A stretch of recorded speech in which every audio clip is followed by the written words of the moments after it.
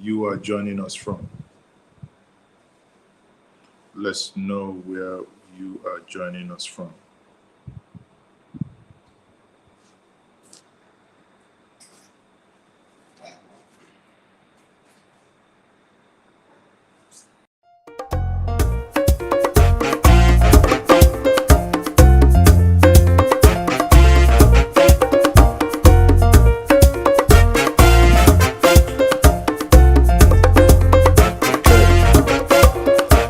Are we there? Can you hear me loud and clear? If you can hear me loud and clear, let me know.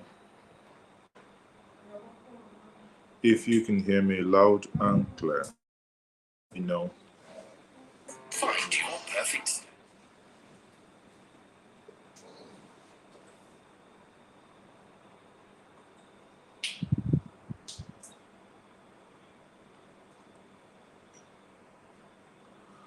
We may have to change network. It appears the internet is not playing with us.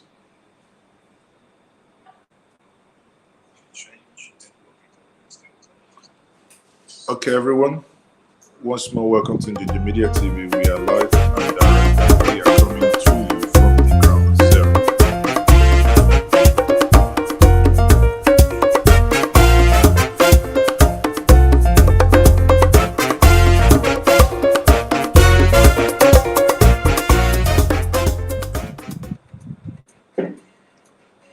Let's check and make sure. Very good, very good. Many of you. And I can see Sisi Dima, Stephen Ifezwe, Ogugwa. Many of you are joining us. Oh, Stephen Ifezwe, you're joining me from Kiel.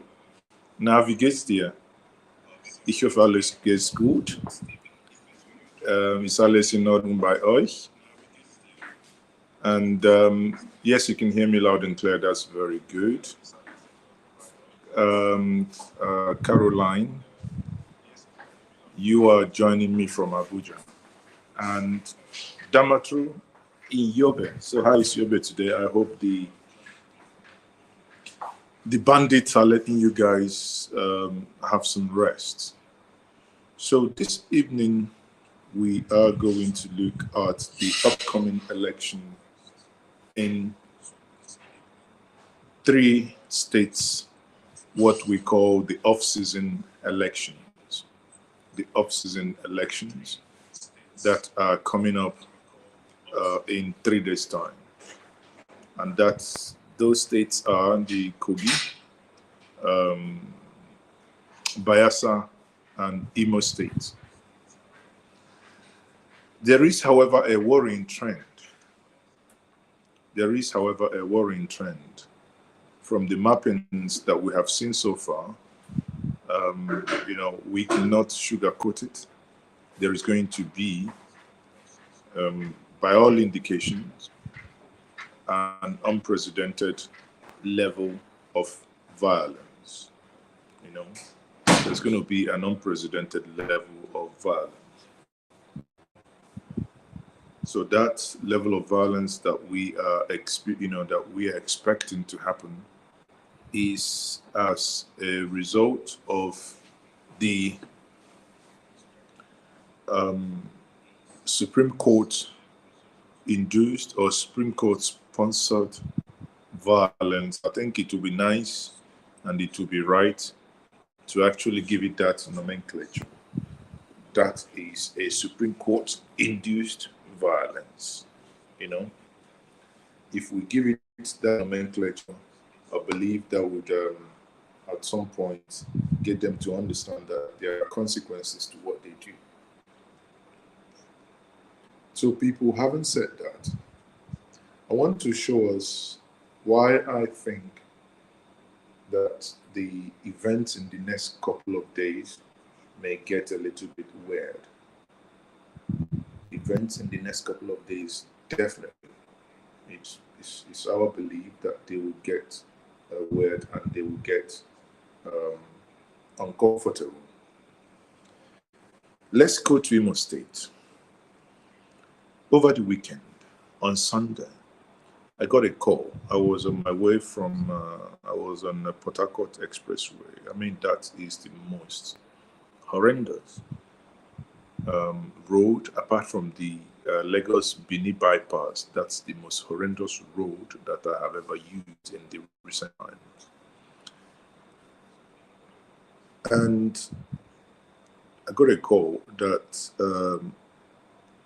the Imo State governor, the Imo State Labour Party gubernatorial candidate is under attack by people allegedly from the ruling party in Imo State, the APC. And you begin to ask yourself, is this election do or die? You would think it wouldn't be a do or die affair, but question is, why wouldn't it be a do or die affair if the Supreme Court has made it to become a do or die affair? What then happens when people who now have to resort to level of violence that we saw in 2003 and slightly in 2007? And since then, from 2011 and 2015, we made tremendous progress. But in 2023, by what INEC through Mahmoud Jega did, Professor Yakubu, what they did now inadvertently means that you have to go to the election necessary. Go win the election by any means necessary. If you can do vote buying, there's not going to be any consequences. Go ahead and do it. If you can do anything you can, go ahead and do it. As long as you win the election. Even if you don't win the election, save enough money, go to you understand, then you'll be declared winner. By the way, we also know how the person who finds himself now in Imo State, how the whole thing played out via the Supreme Court. However, I am not the only one that is concerned.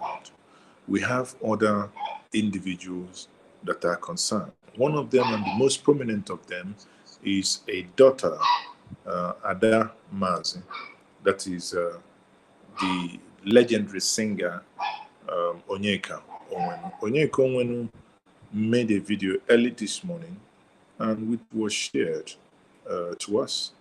And if I can get that video played, I would want us to see this video with me so that we understand that people are apprehensive.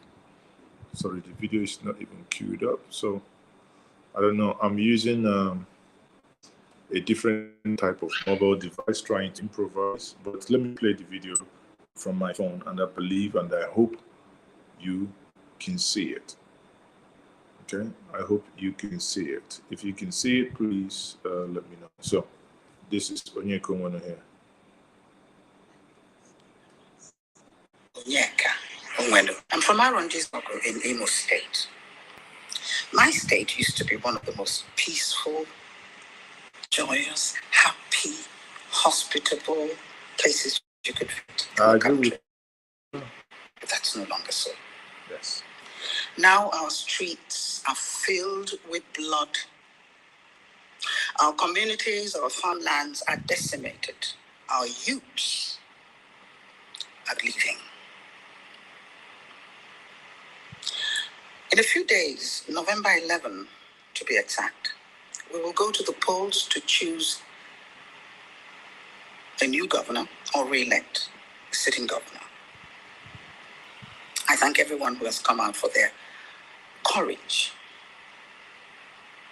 to do so, to rescue Imo State. All I want to say at this point is, for those in power and those in control, let there be peace. Enough of the bloodshed, enough of the killings, the kidnapping, the burning of houses and property. Enough of the threats, the intimidation, the harassment, the inducements, the bribery, the corruption. Enough. for just the ambition of some people. Please remember that you do not own life. God does. Imo State will survive. Imo State will thrive. The world is watching. We have all it takes. May God help us. But enough is enough. Okay. You can see she prayed for Imo State and concluded with the, that enough, you can see, enough is enough. And I believe her, enough must and enough should be enough in Imo State. Because it is sad that in Imo State, we have seen non-state actors destroy life, take life, even state actors destroy properties, take lives. That is unacceptable. I don't know. We grew up in this part of the world, still in this part of the world, knowing and understanding that life is sacred because we cannot create it.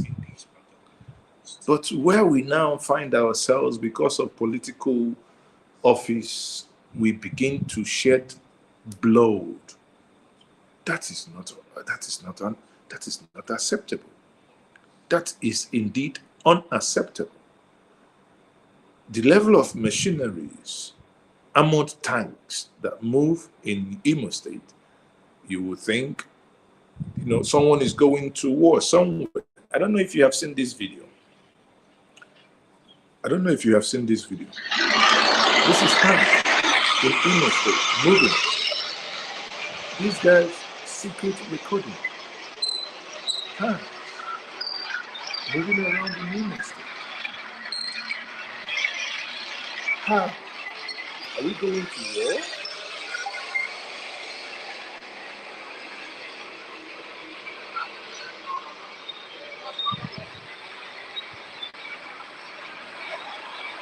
Just for election.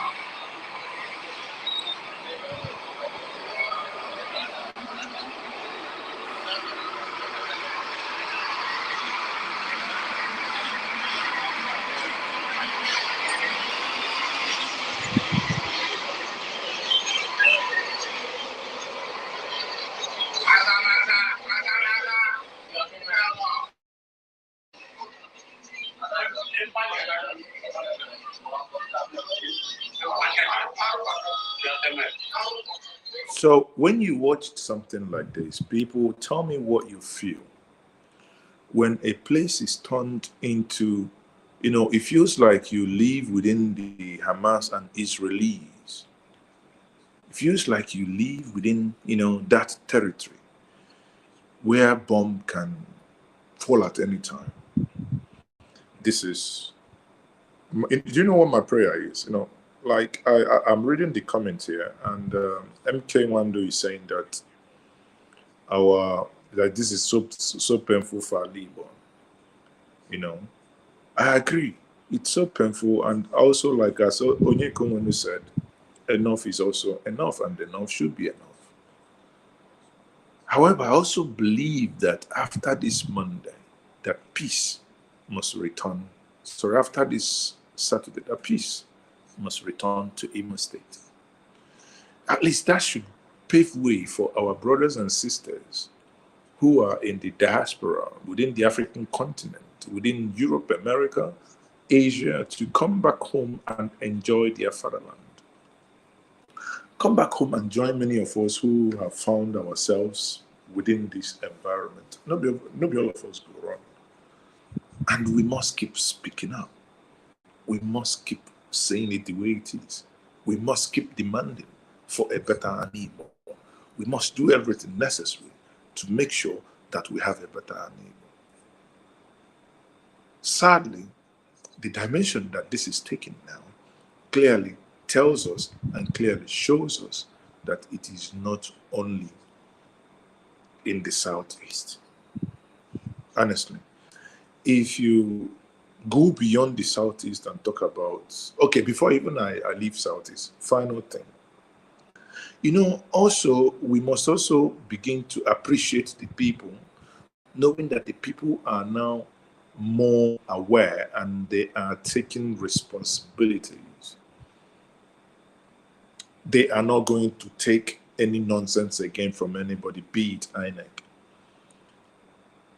Yesterday, there was a meeting, a press briefing for all the parties, APC, PDP, Labour, APCA, whatever, all the parties that have fielded candidates.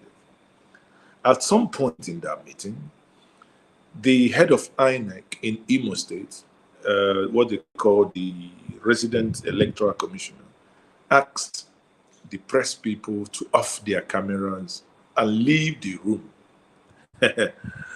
People are wising up now. And I love the reaction the people gave. People stood up and told them, nah, we're not going to do that. We're not going to do that. Watch this video.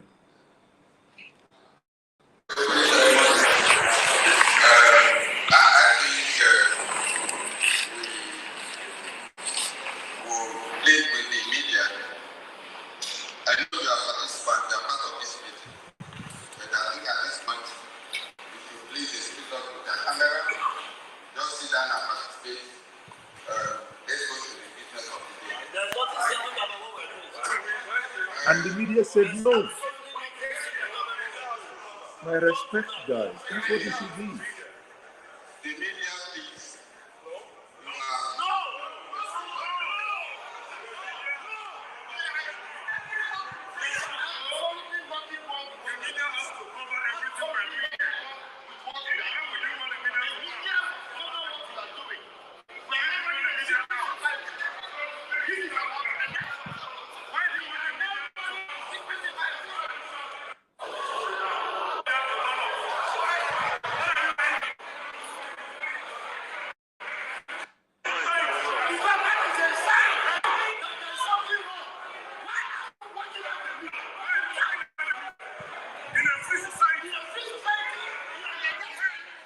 You see, unity of purpose. Do not let them divide you by your parties or whoever you support. The guy on red, you can clearly see him, supports Sandadi, that is the PDP.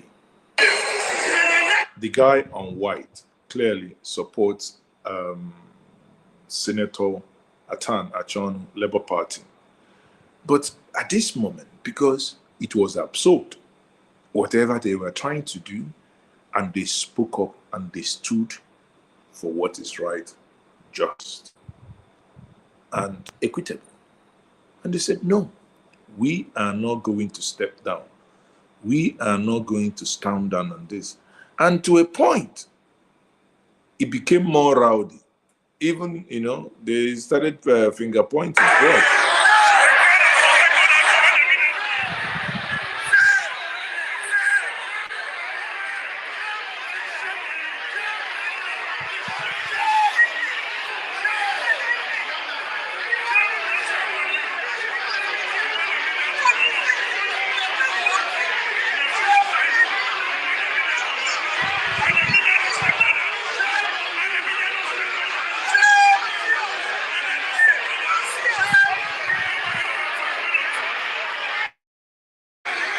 As they say in some places, now so the meeting takes scatter.